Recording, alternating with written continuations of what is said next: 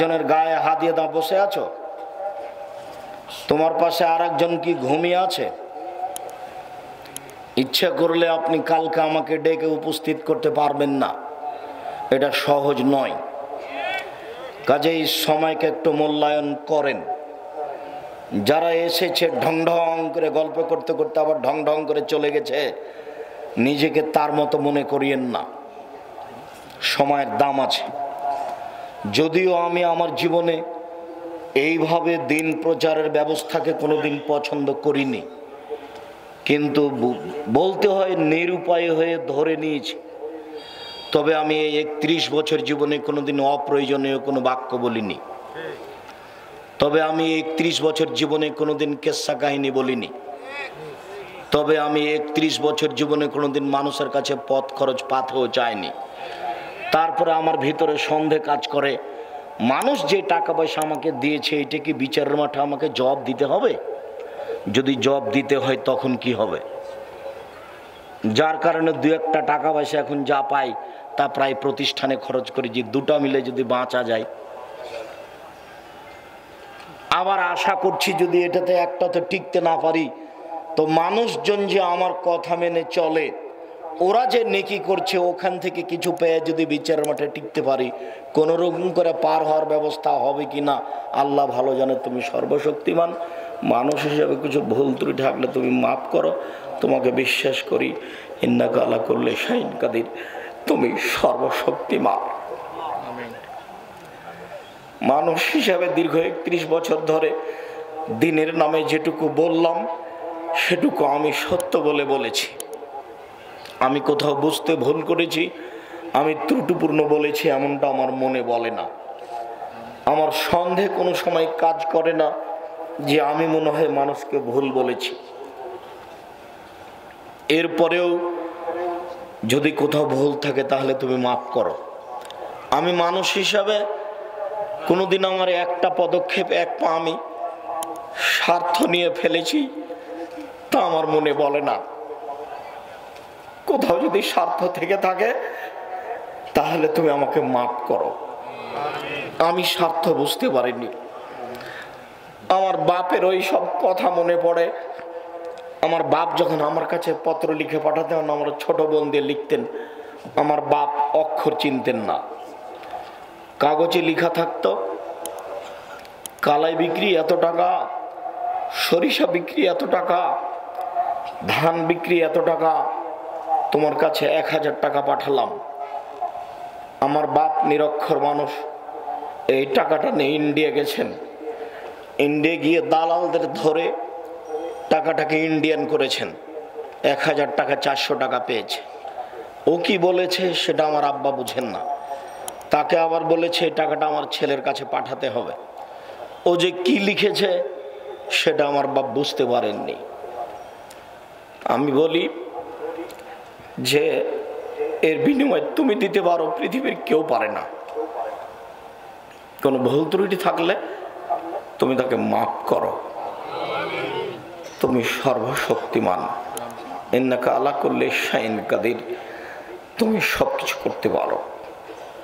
যার জন্য জামিয়া সালাফিয়ার ব্যাপারে আপনাদেরকে আমি বলি, জামিয়া সালাফিয়া আপনাদের কাছে আমানত থাকছে। আমি দিনরাত দোয়া করছি তুমি জামিয়া সালাফিয়া কবুল করো। আমি এর পিছনে শ্রম দিয়েছি, আমি এটা চালাতে নিজে সক্ষম নই, আমি এটা নিজে নিনি। এটা তুমি চাপিয়ে দিয়েছো, তুমি দেখিও। জাতিকে আমি বলে যাচ্ছি, যদি কারো দ্বারা ক্ষতি হয় জব তাকে দিতে হবে।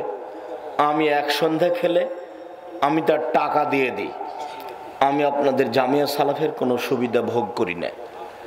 এদেশে আপনার বাড়ির পাশে যেটা জামিয়া সালাফে হাঁটাবো হাঁটাবো, এটা এখন প্রায় 50 বিঘা জমির উপরে অবস্থান করে। আর যেটা রাজশাহী ডাঙ্গিপাড়া, সেটা প্রায় 24-25 বিঘা জমির উপর অবস্থান করে। দুই প্রতিষ্ঠানে এখন 4000-এর বেশি ছেলে মেয়ে, তার 300 এতিম, বহু ছেলে মেয়ে অসহায়, তারা শিক্ষা অর্জন করছে। আপনাদেরকে আমি সহযোগিতার কথাটা বলিনি, দোয়া করতে বলেছি। আপনার বাড়ির পাশে যেটা হাঁটাবো বিরাহ বাটাবো। এতে মসজিদের জন্য জমি ক্রয় করেছি 200 শতক। যার একতলাতে মুসল্লি সালাত আদায় করতে পারবে 10,000 একসাথে। মসজিদের জন্য জমি রেডি। ভারত, বাংলাদেশ, পাকিস্তানে আহলে হাদিসের সঠিক আকীদার সবচেয়ে বড় মসজিদ ইনশাআল্লাহ আপনার বাড়ির পাশে। মানুষের হাতে একে ঠেকানোর কোনো পথ নেই। যার কারণে বলছি দোয়া করেন ওপরওয়ালা করুক, তাহলে করা সহজ। আর আমরা যদি করতে যাই তাহলে এটা সহজ নয়। ওই করুক, কাকে দিয়ে করবে সে জানে। আমি মানুষ হিসাবে আপনাকে বলেছি যে আপনার 10টা টাকা ছাড়া জামিয়া সালাফের কোনো কাজ হয়ে যাক, এটা আমি চাই না। কেন? পতিতালয়ের মহিলা যদি কুকুরকে পানি পান করে জান্নাত পেতে পারে, তাহলে জামিয়া সালাফিয়াতে আপনার 10টা টাকা দানের বিনিময়ে আপনার জান্নাত হতে পারে। এটা আমার দৃঢ়তা কাজ করে, কেননা আমি এর পিছনে কোনো স্বার্থ বুঝতে পারি না। কোনো অপছন্দ পরিকল্পনা বুঝতে পারি না। কাউকে ছোট করা, কাউকে খাটো করা কোনো পরিকল্পনা বুঝতে পারি না। জাহান্নামের খড়ি হবে মানুষ ও পাথর। অকুদহান না চলে হিজারা, মানুষ এবং পাথর হবে জাহান্নামের খড়ি। জাহান্নামে কোনো কয়লা থাকবে না, জাহান্নামে কোনো কাঠ খড়ি থাকবে না। মানুষই কাঠ, মানুষই কয়লা আর পাথর। পাথরের ব্যাপারে বিদ্বান বলেছেন যে কিছু পাথর আছে আগুনে দিলে খুব জোরে জ্বলে উঠে, সেই পাথর দেওয়া হবে। আর কিছু বিদ্বান বলেছেন না না, যেসব মাটি পাথরের মূর্তি বানানো হচ্ছে এই মূর্তিগুলি দেওয়া হবে। তখন জাহান্নাম জোরে জ্বলে উঠবে। জাহান্নাম কথা বলতে পারে 1 মিনিট। ফাতাহাজ্জাতিন নার, জাহান্নাম হইচই করে তর্ক লাগিয়ে দিবে আল্লাহর সাথে। বেমা উসিত্তু বিল মুতাজাব্বিরিল মুতাকাব্বিরিন, প্রতিপালক আমার ভিতরে স্বৈরাচারী, স্বেচ্ছাচারী, বদমেজাজি, অহংকারীরা কেন কেন তারা আমার ভিতরে? তখন আল্লাহ বলবেন ইন্নামা আনতি গাজাবি, জাহান্নাম তুমি মনে রেখো তুমি আমার শাস্তি। ইন্নামা আনতি গাজাবি, নিশ্চয় তুমি আমার রাগ, তুমি আমার ক্রোধ। যারা পৃথিবীতে স্বৈরাচারী, স্বেচ্ছাচারী, বদমেজাজি হিসেবে থেকেছে, জোর করে বাড়ি গাড়ি দখল করেছে, জোর করে সমাজের লোককে অপমান করেছে, মানুষকে জেল হাজতে দিয়েছে, নির্দ্বিধায় মানুষের প্রতি অন্যায় অবিচার করেছে, তাদেরকে শাস্তি দেওয়ার জন্য তোমাকে প্রস্তুত করেছে। এই জন্য স্বৈরাচারী, স্বেচ্ছাচারী, বদমেজাজি, অহংকারীরা তোমার ভিতরে আছে। মনে রেখো জাহান্নাম ইন্নামা আনতি গাজাবি, নিশ্চয় তুমি আমার রাগ। ইন্নামা আনতি আজাবি, নিশ্চয় তুমি আমার শাস্তি। তোমাকে দিয়ে শাস্তি দেব স্বৈরাচারীদের, তোমাকে দিয়ে শাস্তি দেব অহংকারীদের, তোমাকে দিয়ে শাস্তি দিব বদমেজাজিদের। তাই তোমাকে প্রস্তুত করেছি, যার কারণে তোমার ভিতরে এরা।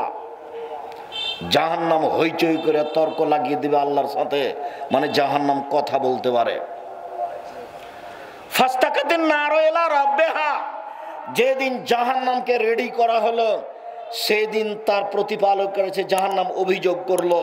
অভিযোগে বলল এক হলো বাজি বাজান, যা আল্লাহ আমার কিছু অংশকে ধরে খাচ্ছে, আপনি কি আমার একটু কথা শুনবেন? তখন আল্লাহ বললেন ঠিক আছে জাহান্নাম, তোর কথা আমি মেনে নিলাম বেনাফসায়। তুমি 2টা শ্বাস ছাড়ো, ঠান্ডা এলাকা থেকে একটা ছাড়ো, সারা পৃথিবী 6 মাস ঠান্ডা থাকবে। গরম এলাকা থেকে একটা ছাড়ো, সারা পৃথিবী 6 মাস গরম থাকবে। তোমার ভিতরে শাস্তি হালকা হবে। জাহান্নাম শোনো, একবার শ্বাস ছাড়ো, পৃথিবী 6 মাস গরম থাকবে। জাহান্নাম শোনো, একবার শ্বাস গ্রহণ করো, পৃথিবী 6 মাস ঠান্ডা থাকবে। তোমার ভিতরে শাস্তি কিছু হালকা হবে। আমি তোমার অভিযোগ মেনে নিলাম। লা ইয়াজালু ইলকা জাহান্নাম, জাহান্নামের ভিতরে মানুষকে দিতে থাকা হবে অতাকুলো হালমিম মাজিদ। জাহান্নাম বলবে আর কি কিছু আছে, আর কি কিছু আছে, আর কি কিছু আছে। ফাওয়াজা কাদামাহু রব্বুল ইজ্জাতে, তখন আল্লাহ তাআলা তার নিজের পাকে জাহান্নামের ভিতরে ঢুকিয়ে দিবেন। ও ইয়ানজাবি বাজহা বাজান, জাহান্নামে কিছু অংশের ভিতরে ঢুকে একবারে চেপা লেগে আঁটো সাঁটো হয়ে যাবে, আর মুখে বলবে কাত কাত কাত, যথেষ্ট যথেষ্ট যথেষ্ট। জাহান্নাম কথা বলতে পারে।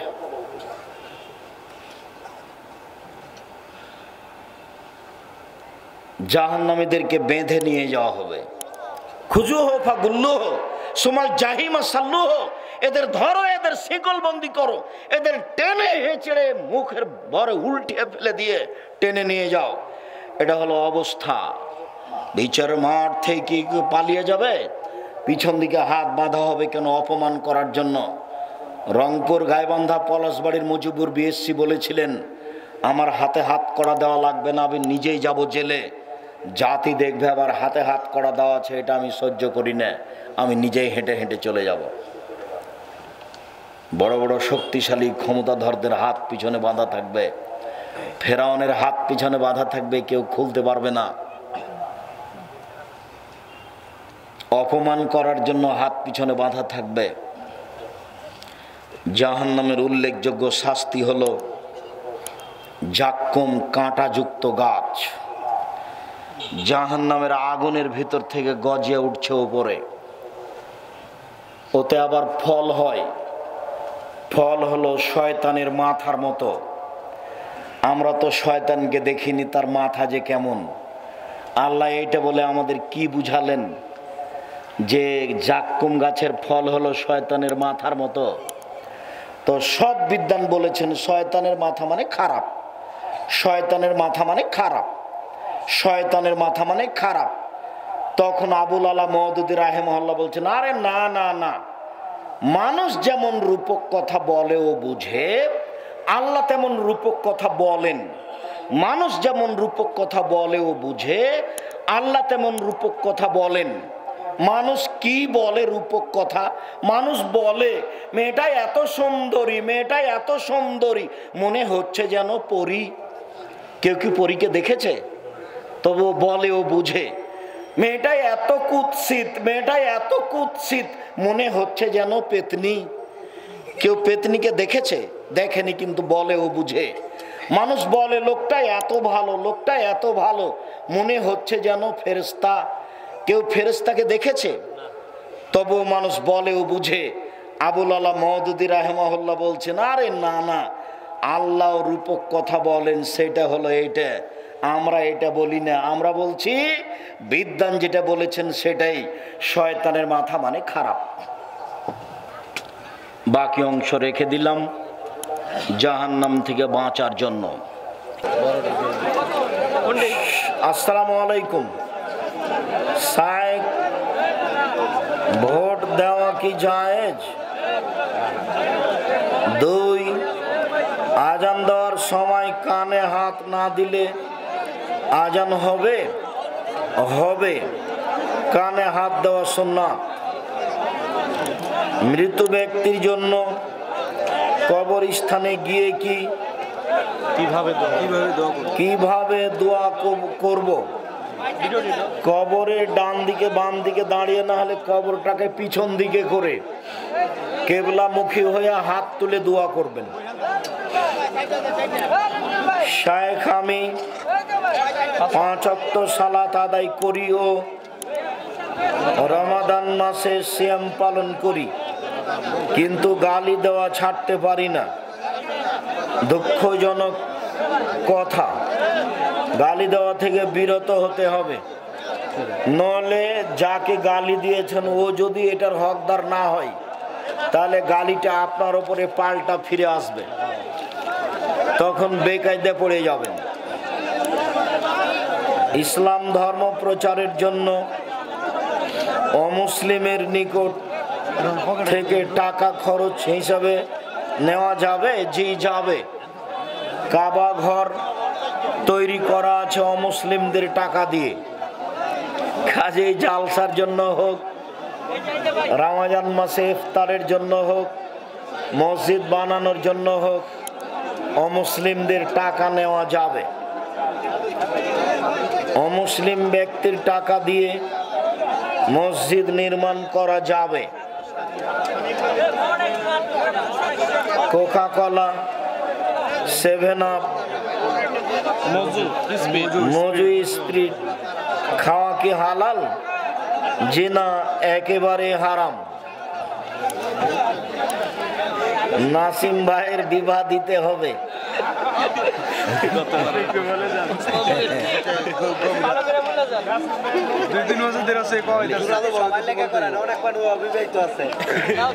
শুধু নাসিম নয়, তোমরা যারা অবিবাহিত দিন কাটাচ্ছ এটা ঠিক নয়।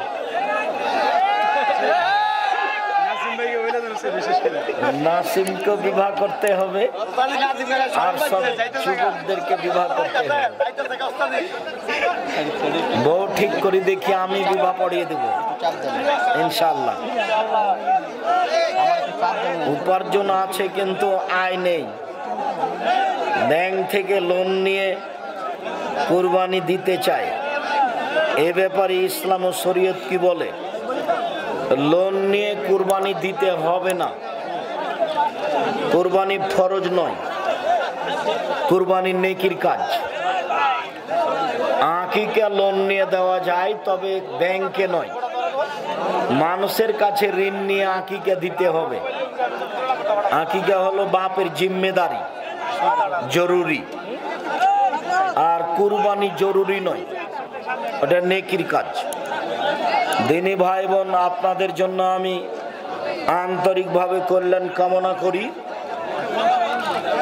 আপনাদেরকে আল্লাহ আজকের কথা অনুযায়ী জাহান্নাম থেকে বাঁচার পথ সহজ করে দেখ। আল্লাহ আপনাদের অর্থ সম্পদে বরকত দান করুক। সম্মানিত দিনী ভাই বোন, আমি আপনাদের সার্বিক কল্যাণ কামনা করি।